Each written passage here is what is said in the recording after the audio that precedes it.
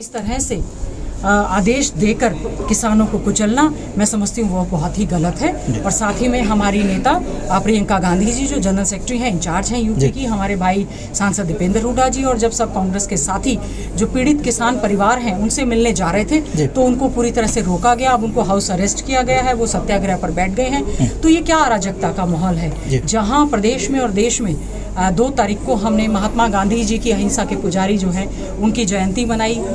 लाल बहादुर शास्त्री जी हमारे पूर्व प्रधानमंत्री हैं, उनकी जयंती बनाई, जिन्होंने जय जवान और जय किसान का नारा दिया।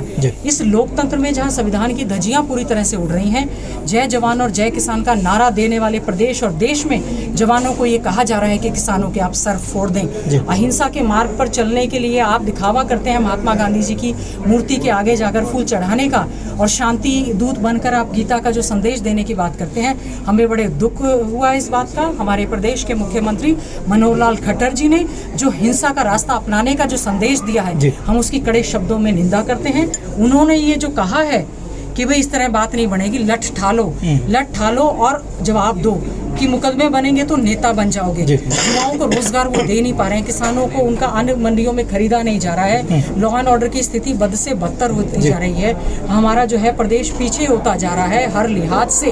कोरोना की आड़ में घोटाले घपले हुए, मुख्यमंत्री जी ने उन पर तो ध्यान दिया नहीं, कोई इस तरह का बयान दिया नहीं, लेकिन किसान, अन्नदाता, गरीब मजदूर के साथ जो अन्याय हो रहा है, बजाय अपना राजधर्म का पालन करते हुए उनसे बातचीत का जरिया अपनाना चाहिए था। बातचीत करने की बजाय एक प्रदेश का मुख्यमंत्री अगर ये आदेश देता है कि लठ उठा लो और वॉलंटियर्स की तरह तैयार हो जाओ और जवाब दो, तो मैं समझती हूँ आज जो है बड़ी शर्म की बात है। और प्रदेश के मुख्यमंत्री को इस तरह की जो स्टेटमेंट दिया उसके लिए प्रदेश से माफ़ी भी मांगनी चाहिए। आज सभी जगह पर हमारी कांग्रेस पार्टी पूरी तरह से जिला उपायुक्तों के माध्यम से हम लोग ज्ञापन भी दे रहे हैं, कड़े शब्दों में हम निंदा करते हैं। हरियाणा जैसा कृषि प्रधान प्रदेश जिसमें हमारे किसान और लगातार जो है धरना प्रदर्शन कर रहे हैं, साथ ही साथ में केंद्र की नीतियों की वजह से जो आज मंडियों की हालत हुई है, धान खरीद की पहले 25 सितंबर की डेट थी, उसके बाद 1 अक्टूबर की दी गई, फिर उसके बाद 11, और जबकि किसान ने आवक शुरू हो गई, उसने धान मंडियों में ले जाना शुरू कर दिया।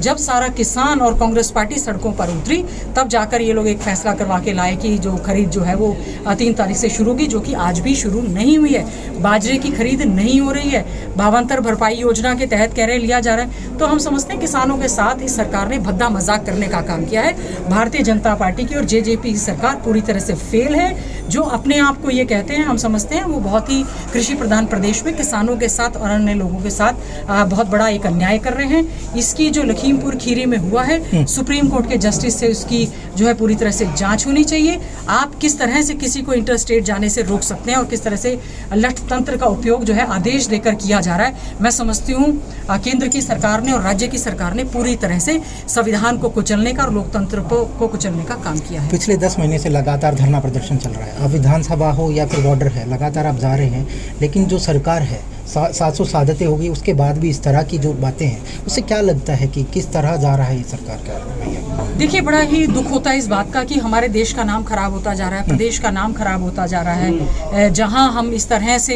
एक उम्मीद करते हैं कि शांतिपूर्ण ढंग से एक माहौल होना चाहिए।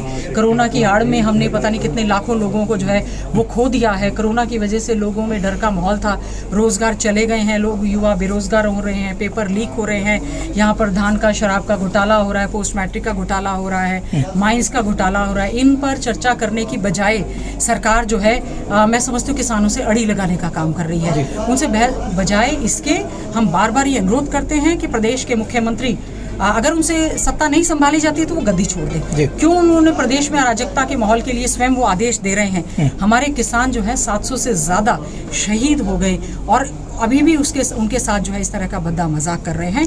तो हम ये चाहते हैं प्रदेश की सरकार जो है उनसे बातचीत के जरिए ससम्मान किसानों को घर भेजने का रास्ता करे। इसी के साथ साथ कांग्रेस पार्टी, जहां आपने कहा कि हमने विधानसभा के अंदर हमारे आम जनमानस के मुद्दों को पूरी तरह से उठाने का काम किया।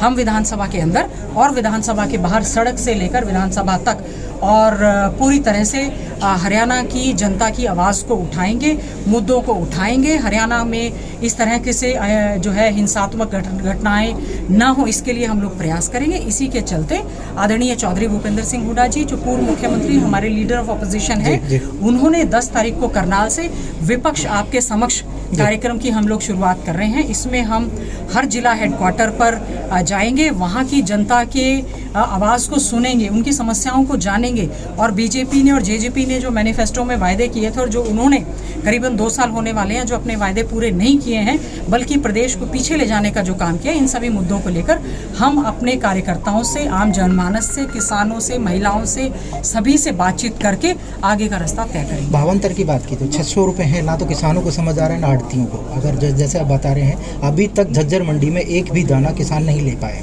तो जाहिर सी बात है किसानों को साफ तौर पर नुकसान हो रहा है। देखिए, यही एक सबसे बड़ा कारण है कि हम लोग 3 काले कृषि कानून जो है उनका विरोध कर रहे हैं कि ये सरकार की सोची समझी साजिश है अपने धनाढ़ दोस्तों की जेबें भरने के लिए, जिनके आज भी गोदामों की कंस्ट्रक्शन सुप्रीम कोर्ट के स्टे के बावजूद चल रही है। इन्होंने जो है मैं समझती हूँ जिस प्रकार से मंडियों में ना तो धान की खरीद की कोई व्यवस्था कर रखी है, ना ही अब तक बाजरे की कोई किसी प्रकार की कोई व्यवस्था की है।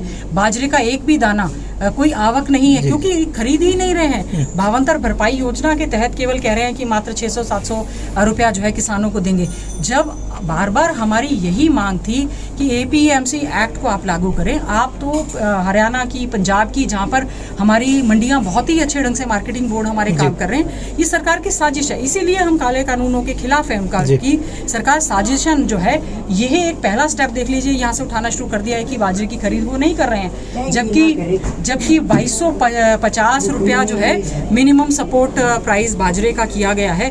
उसके बावजूद हमारा किसान औने पौने दाव में करीबन 1000 रुपये में, कोई 1100 रुपये में जो है बाजरा बेचने पर मजबूर है। किसान को उसकी लागत नहीं मिल रही है। सरकार की नीतियों की वजह से, इनकी नीयत की वजह से, इनके कार्यों की वजह से, इनकी लैक ऑफ नॉलेज की वजह से मैं समझती हूँ हमारे इस किसान की दुर्गति हो रही है। ऐलनाबाद उपचुनाव का बिल्कुल बच चुका है, कांग्रेस किस तरह से देखेगी? देखिए, ऐलनाबाद का उपचुनाव जो है कांग्रेस बहुत ही मजबूती के साथ लड़ेगी। जहां हमने बड़ौदा उपचुनाव में आपने देखा भारी मतों से कांग्रेस पार्टी के हमारे जो है प्रत्याशी हम लोग जीते। हम लोग मिलकर बहुत अच्छे ढंग से ऐलनाबाद का उपचुनाव जो है लड़ेंगे और 100% जीतेंगे, क्योंकि लोकदल के जो प्रत्याशी हैं इस समय जो डिक्लेयर हुए हैं, नामांकन भरेंगे, उन्होंने तो किसानों के 3 जब तक काले कृषि कानून वापस नहीं होंगे, इसी वजह से ही इस्तीफा दिया था। तो आज तो स्थिति यथास्थिति है। सुप्रीम कोर्ट में केस चल रहा है, ना ही केंद्र सरकार ने ये कानून वापस लिए हैं, ना ही राज्य सरकार ने कोई ऐसा आश्वासन दिया है। तो वो फिर से चुनाव के मैदान में, हमें समझ नहीं आ रहा है कि क्या वो भारतीय जनता पार्टी के साथ उनकी कोई साठगांठ है, तो इस वजह से आ रहे हैं। आज कांग्रेस पार्टी केवल और केवल विपक्षी दल कांग्रेस पार्टी है और हम मजबूती से सभी की आवाज़ को उठाएंगे, हरियाणा को आगे ले जाने का काम करेंगे। और आदरणीय चौधरी भूपेंद्र सिंह हुड्डा जी ने, हमारी अध्यक्षा कुमारी शैलजा जी ने और कांग्रेस पार्टी का जो भी आदेश होगा उसके अनुरूप हम लोग ऐलनाबाद में जाकर पूरी तरह से अपनी जो है वो ताल ठोकेंगे और वहाँ से ये सीट भी जीत कर आएंगे। शुक्रिया।